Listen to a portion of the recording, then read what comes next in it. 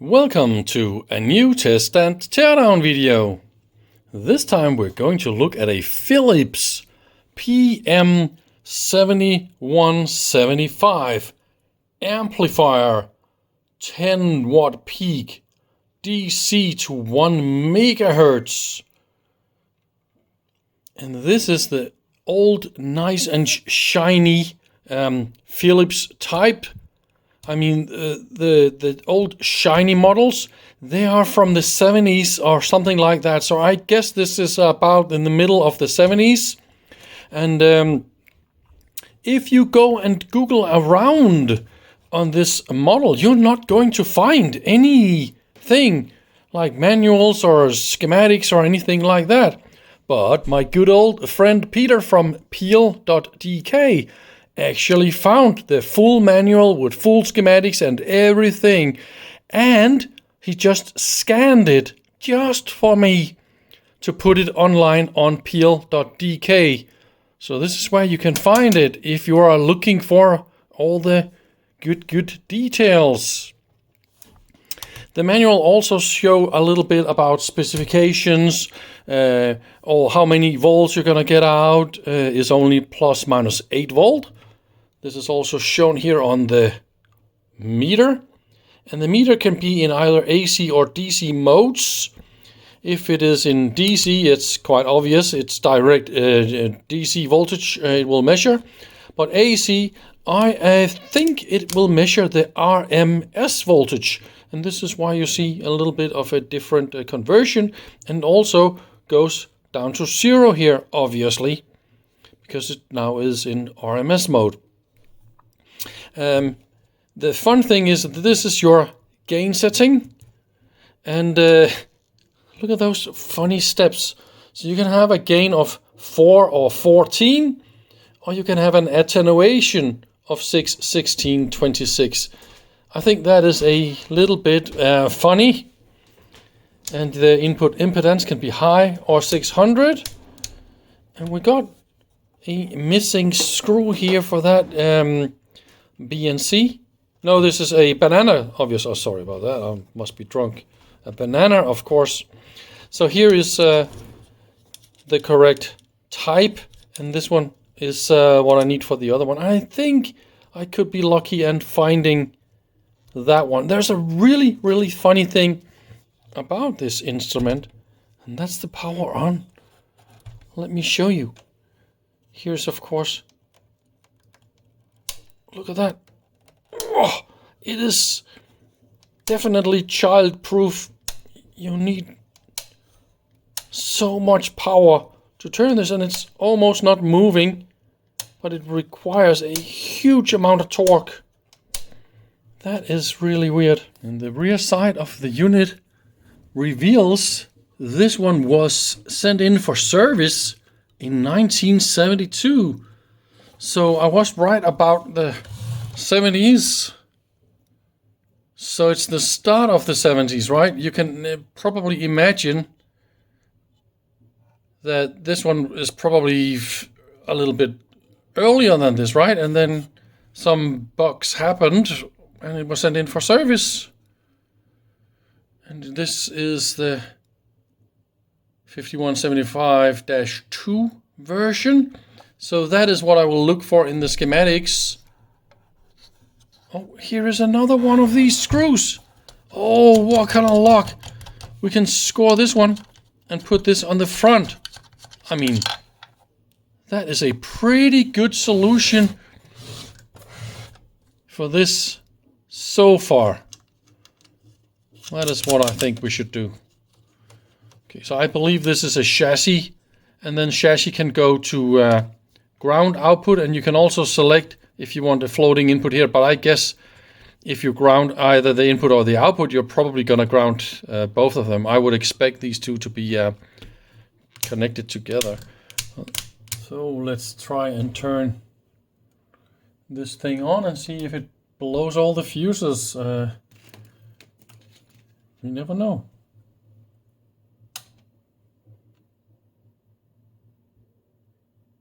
"13 watts of idle," and there's a nice shiny light, And we got the 0 volts. So far so good. This is DC output. And let's try and give it some input.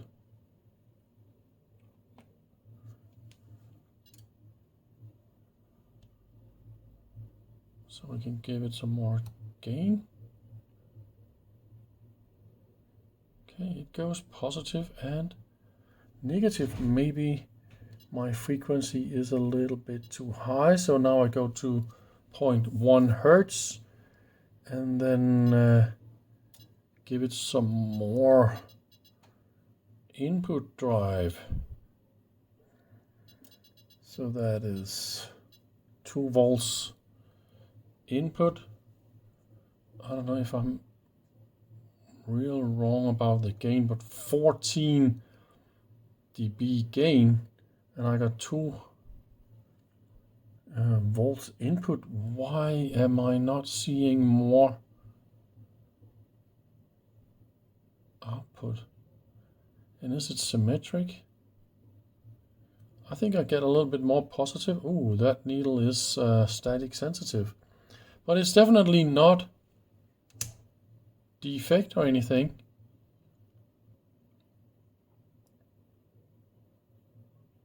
Yeah, it is a little bit more to the positive side, isn't it?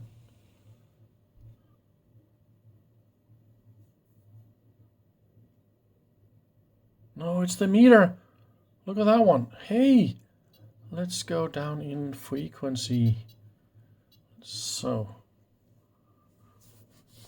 this is interesting. So it goes up to +5 almost.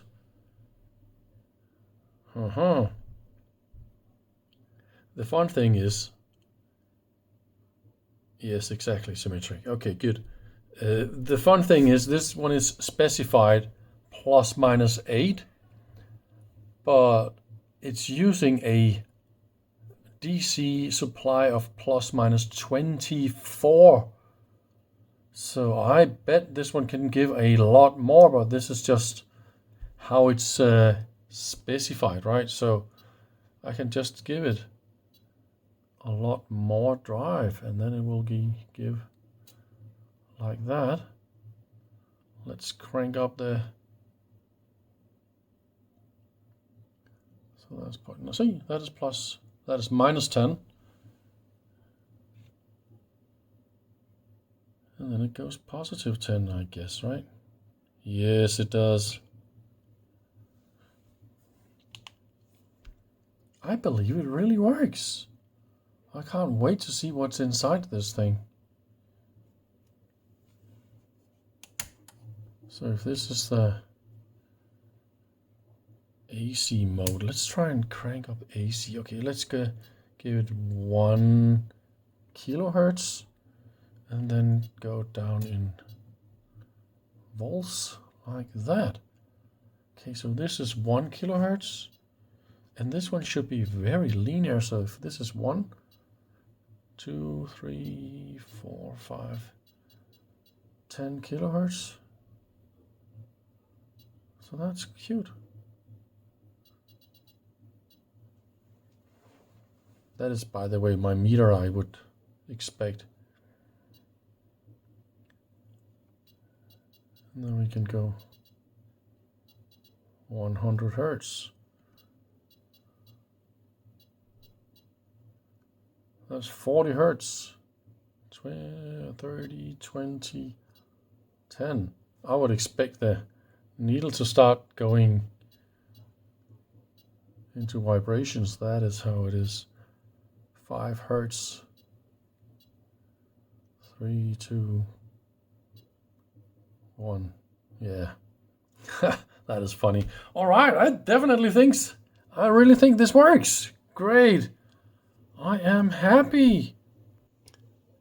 I removed both the plug-in modules. The output power amp is the big one, and then the pre-amplifier is the small little board that was here.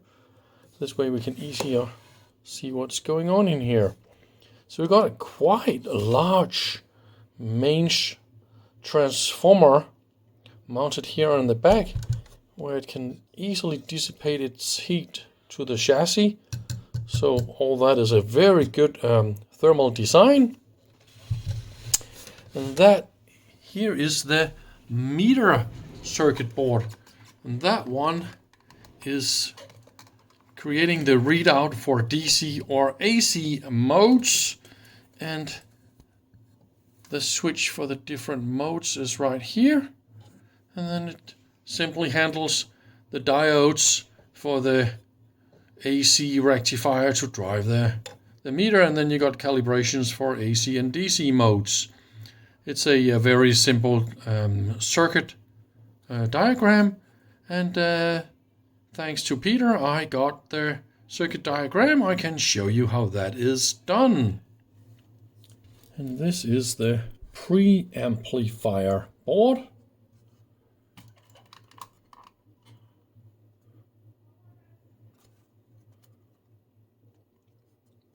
We got the double transistor circuit here in a little aluminium piece, and it's again inside a little plastic case here. That is definitely to create a thermal stable solution in here. And this is of course because everything here is DC coupled, and you don't want this stuff to DC drift. So that is a thing. The rest of the small signal transistors in the signal path. And I believe this is also where we handle crossover settings, because this one is this board is also handling bias, and there's a local feedback here as well. And this is all super simple. If you look at the schematics, you'll see the two output pins to the right. They go straight into the power amplifier, and that's why they are offset positive and negative a little bit because of the output stage. The circuit board is a single layer board, and this appear to be gold plated edge contacts. Quite nice.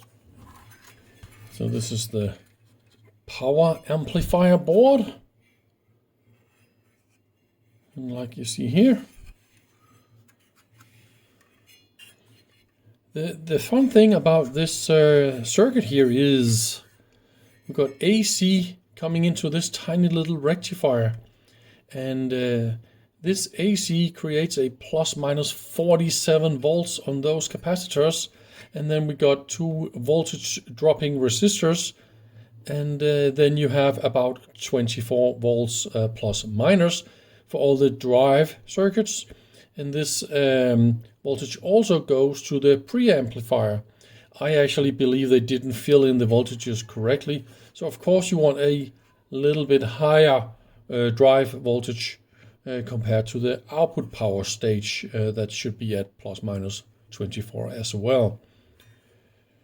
We got the capacitors here. They look like they have seen better times, but it's close to 50 years old, this thing, right?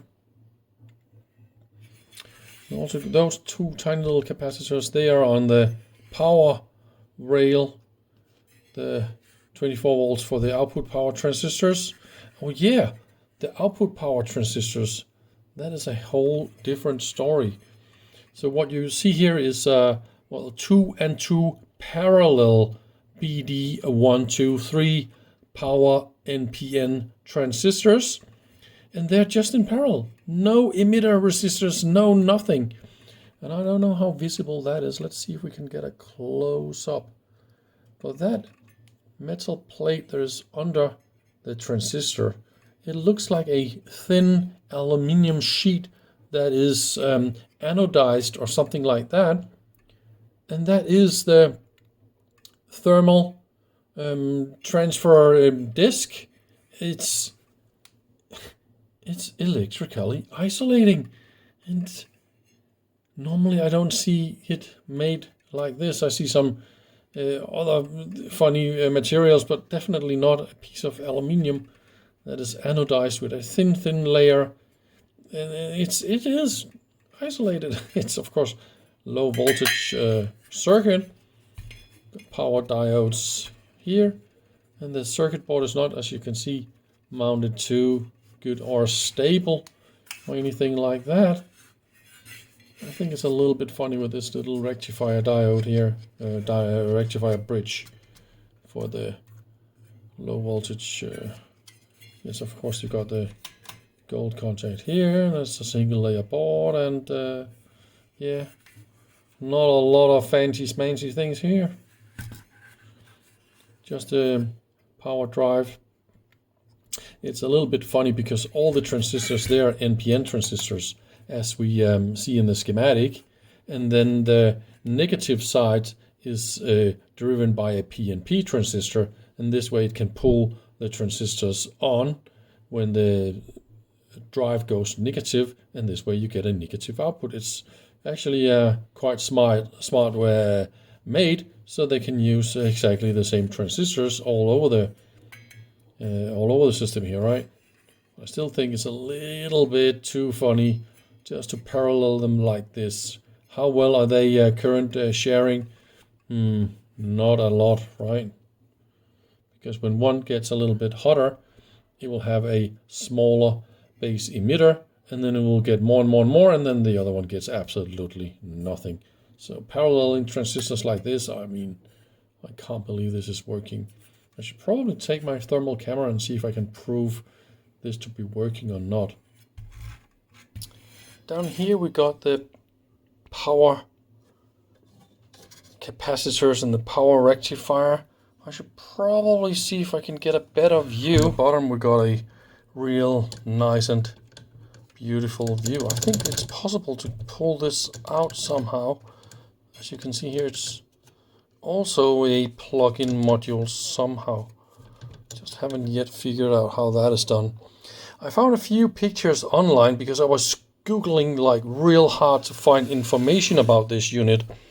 And then I find a guy, and he posted some pictures about how the capacitors looked in his unit, and they were like completely cracked and leaked and all that kind of stuff. So they are a lot better in my unit here, but you can still see a beginning crack leak.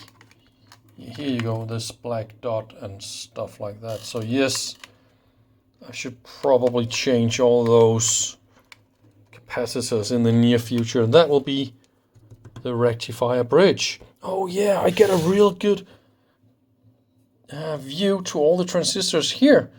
So that will allow me to do some measurements of the thermal. So I'm running a little test over, I don't know how long time I need to perform this test before I will heat up something and probably see how it's going on. Maybe I should find a resistor that loads it a little bit more. But I do see some watts powering up this resistor and all that kind of stuff. So while I was waiting for this thing to heat up, I tried something funny. I measure around here. Let's have a look. Where is it? Where are you? Here you are. Why is this always so difficult? I don't know if you can see the voltmeter. So this is the capacitor for the negative side, right? So we got about 1 volt ripple, and that is a normal, I would assume, right? And then DC, we will have a minus 46, and that is also normal. The 46 goes to this resistor here, and you can see here this the voltage, 46, right? And then the output here is 25, a little bit more than the 24. So that is exactly what we expected. And the other side is 45, and then it is plus 24 almost. Okay, fine. So here is a very, very good advice from somebody who just tried to touch this resistor. And I mean, a general good advice is never to touch any kind of power resistors just like that, snippity snap, and then, ooh, is it hot or is it not hot? I mean, that is a very, very foolish idea. And let me show you why it is a bad idea. I got this thing, a thermal camera. Will show you how warm is this resistor. So it is 155. That explains why it is a dumb idea to touch it. I just learned the dumb way. Nothing else is warm here. Only those two resistors. See, not even the heatsink. Not yet, at least. I just powered this up a few minutes ago. See, I can't even see the transistors down there. And I even painted the transistors a little bit here on the top, as you can see here. This way it's easier for me to get a nice thermal image. I really hate to admit that I was wrong, but the power transistors down here actually do share the power consumption, or more or less the same. It's not like super visible, and see, I did paint them so I will get a nice thermal image, but yeah, it was not like I said. And normally when you talk about paralleling power transistors, it's like everybody's alarm bells, they just ring and all that. Oh, by the way, did I talk about the two yellow trimmers on the power board? As you can see in the schematic of the power board, those are the R81 and R82. They adjust the current limiting. Actually, this is individual for the positive and the negative side, so you want to adjust those correctly. On the pre-amplifier board, you see two trimmers available here from the top. The one to the left is called R26, and that sets the 0 point. So at 0 input or open, I will definitely set the input here for high impedance, and then adjust for 0 output. Not necessarily on this meter, but measure the output. And then the other one down there is called R57. That one down there. This one sets the biasing, and it also shows in the manual. You use this one for optimizing your crossover distortion. They even presented a nice little picture. So yeah, I'm not super happy about those burning hot resistors. I can show you what happened. I've been playing with this for a couple of hours now. I didn't even turn it off. And I can really, by just holding my hands up here, it feels definitely like something is burning really, really warm. And the temperature here is 150. That is really nasty, huh? Oh, you can even read the text on the resistor. That's a nice thermal picture. Anyway, that is more or less all I wanted to say so far. Have a nice day and see you tomorrow. Bye bye.